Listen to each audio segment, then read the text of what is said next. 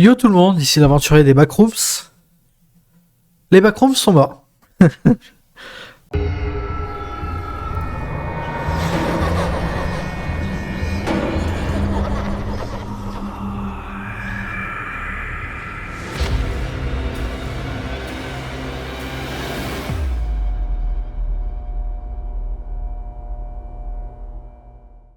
On va quand même un petit peu en parler.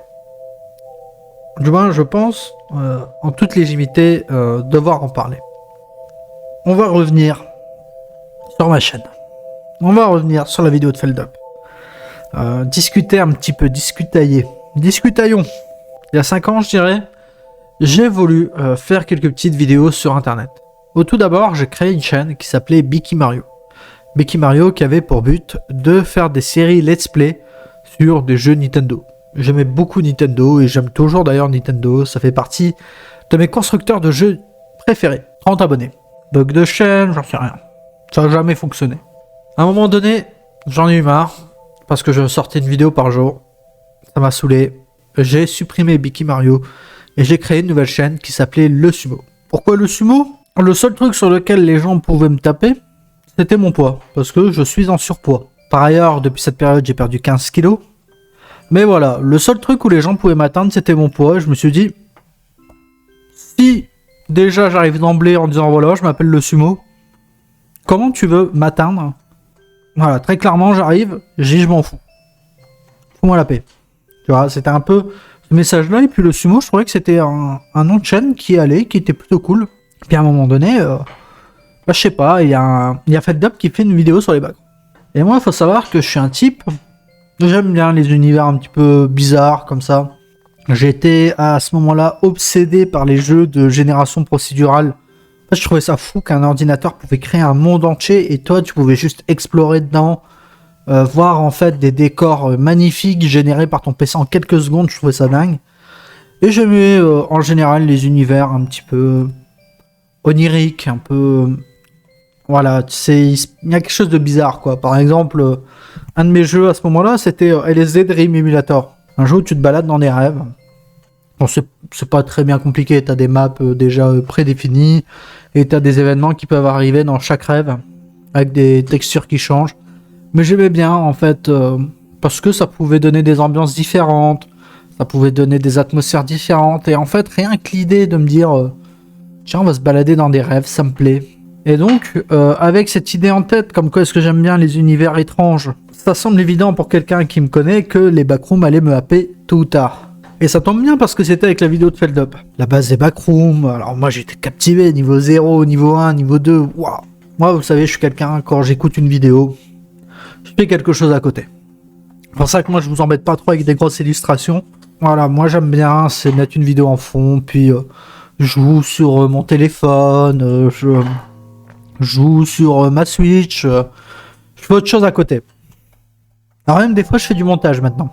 Et à ce moment-là, ça m'avait intéressé, j'étais curieux, je me dis mais c'est quoi cet univers de fou? C'est bizarre ça, on dirait que j'y suis déjà allé, voilà, ils présentent des termes, liminal space et tout, le concept de niveau des backrooms, et même si en regardant sa vidéo aujourd'hui, je me rends compte que ouais, en fait, il a raison, hein, chaque niveau essaye d'être le pire des backrooms. J'étais captivé en écoutant la vidéo en me disant, oh, ce niveau-là, il est encore plus dangereux que le précédent, mais le précédent c'était déjà un truc de ouf. Et celui-là, il est encore plus dangereux, waouh. Un peu déçu qu'au final, au bout d'un moment, les backrooms, ça, c'était plus aussi dangereux, notamment avec le niveau 10. Mais bon, voilà, c'est sympa, bon. Autant aller jeter un petit coup d'œil sur le site, j'aime pas trop l'idée des groupes, mais voilà. Ça tombe bien, moi je parle un peu anglais. Alors pas des masses, hein, maintenant je m'en sors bien mieux qu'en 2021, mais je comprends l'anglais. Donc vas-y. C'est dommage que quelqu'un qui a les mêmes intérêts que moi ne pourrait pas découvrir cet univers. Alors il y a la vidéo de Feldup, c'est vrai, il présente bien, mais il va pas faire tous les niveaux. Il l'a très bien dit, ça serait tourné en rond. Il y a Backroom FR et Archive Backroom français, mais les deux, ils sortent pas assez de vidéos à mon goût en fait. Donc j'ai créé ma chaîne. Et moi, j'ai aucune prétention à vouloir détrôner qui que ce soit, hein. C'est juste, voilà, moi je sais parler anglais, donc du coup Je lis mes articles, hein, je découvre mes articles, et puis en même temps, bon, ben, je vous le présente en vidéo. Hein. C'était de la lecture au début, hein. Maintenant c'est un peu plus délicat parce que je lis un petit peu à l'avance. C'est pour ça que j'aime pas mes premières vidéos. Tu sens en fait que je lis. Et j'ai vu que ça, en très peu de temps, j'ai atteint les stades de Biki Mario. C'est-à-dire que j'avais dépassé les 30 abonnés et même le sumo se retrouvait ne plus être ma chaîne principale mais ma chaîne secondaire. C'est pour ça qu'aujourd'hui, que quand Feldup me parle de la mort des backrooms, ben, je fais partie de ceux qui ont vu l'essoufflement des backrooms, je dirais pas la mort, mais l'essoufflement des backrooms au fur et à mesure du temps. Moins en moins de personnes qui regardent, moins en moins de stats. Mais ça me plaisait encore, c'est juste que avec le temps, je me suis moins mis la pression là-dessus. Parce qu'au début, j'avais peur que, ben voilà, quand tu commences à baisser de stats, tu te dis mince,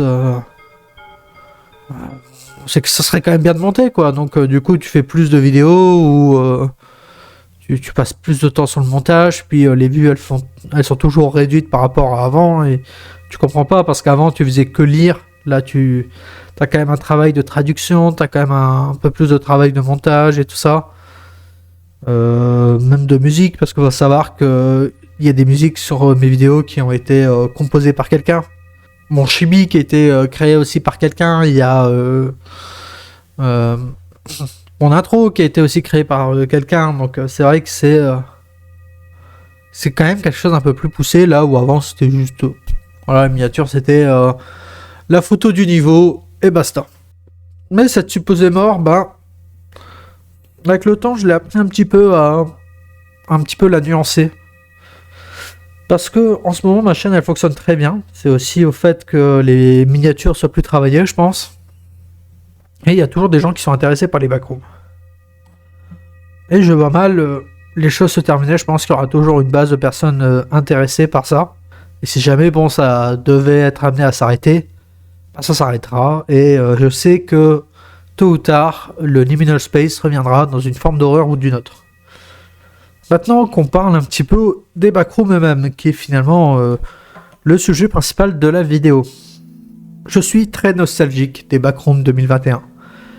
Et je pense qu'une partie de ça, c'est dû au fait que je découvrais l'univers. Je découvrais des concepts. Alors certes, c'était un peu des fois mal écrit. Feldup, il le dit, hein, c'est un peu écrit... C'était un peu écrit de manière enfantine, pas forcément très bien expliqué. Mais c'était cool. C'était cool. Et puis il y avait le concept de liminal space que je découvrais à ce moment-là, donc ça me plaisait. Et petit à petit, ben, cette liminalité a quitté le site Backroom. Tout simplement avec moins de mystère, plus de... Comment dire, plus de narration, plus de lore, plus de trucs comme ça. Et ça peut se voir par exemple... regardez juste le niveau 0 des backrooms. C'est une courte description d'un lieu. Avec personne, pas d'entité, rien du tout. Il n'y a que des murs jaunes, un tapis qui pue et tout ça. Et comparé avec une vidéo récente que j'ai faite. Le niveau 822, l'autoroute de l'enfer. Le niveau 822 était plutôt cool à tourner. Mais quand vous réfléchissez, je vous pose la question pour ceux qui ont vu la vidéo. C'est quoi le niveau? Parce que tout ce que tu suis, c'est la narration de quelqu'un qui est tombé dans les backrooms et qui vit une sorte de purgatoire. En 2021, ça aurait été un conte en fait. Mais avec le temps, il y avait un peu plus de narration qui se sont fait. Alors au début, ça s'est fait de manière un peu naturelle. Où des personnes ont voulu rajouter des personnages dans leur niveau pour donner un fil narratif. Et c'était plutôt cool aussi comme idée.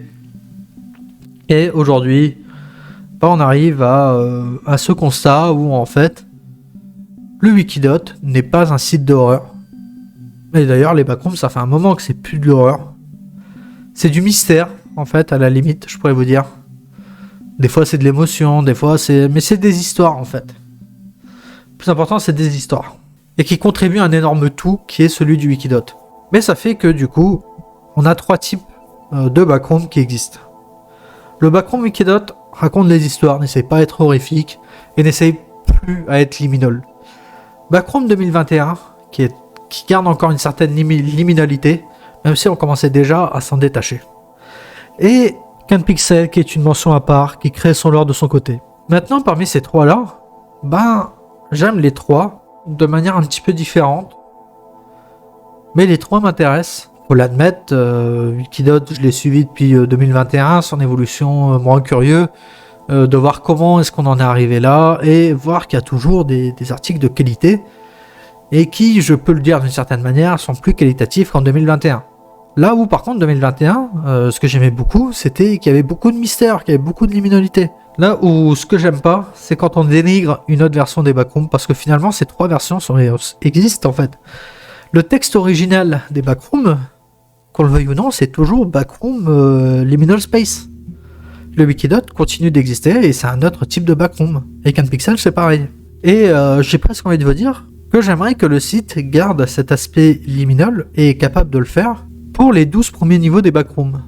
Où en fait, ils sont très écrits encore en mode 2021 et tu as un fil narratif plutôt intéressant et qui suffit dans un domaine liminal. Parce qu'il faut savoir que la liminalité, plus tu ajoutes des choses, plus tu la perds.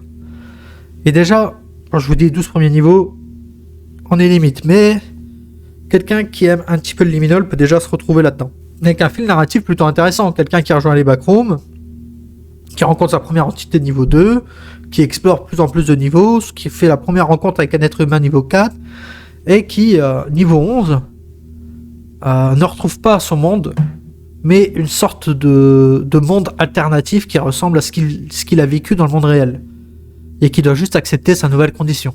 Je trouve que cette histoire-là, on pourrait presque créer un wiki, les 12, un wiki 12, et ça se suffit à lui-même, et c'est très bien comme ça.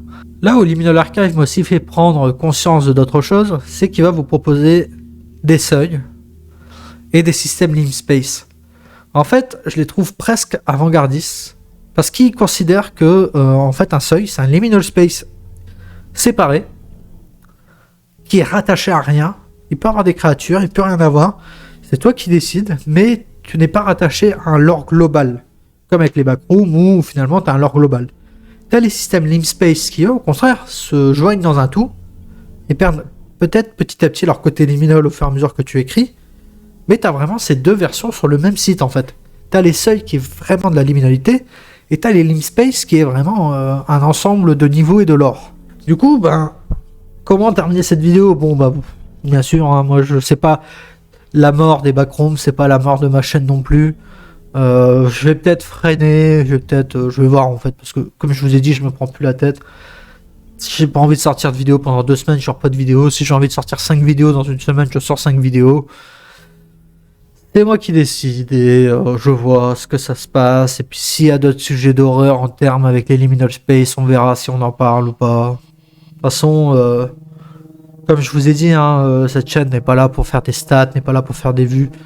Alors si demain il n'y a plus aucune vue, c'est sûr que je vais apprécier les backrooms dans mon coin. Je vais plus vraiment partager parce qu'il y aurait plus vraiment d'intérêt d'investir autant de temps. Il y a quand même des gens qui sont intéressés, donc ça donne quand même envie de continuer. Voilà, c'était ma contribution à tout ça. Respectez ces 3 visions de l'or. C'est tout ce que j'ai à vous dire. Et peut-être qu'on refera du backroom 2021 à un moment donné, parce que même si c'est mal écrit, ça reste une histoire des backrooms, et ça reste, moi je trouve, assez sympa. Tu étais au courant de les défauts, hein, mais un peu comme tous les sujets d'horreur, comme les creepypastas, tu sais que c'est un peu mal écrit, un peu cringe, mais ça reste sympa, quoi, ça reste cool. En tout cas, c'était l'aventure des backrooms, je vous remercie de m'avoir écouté. Bye.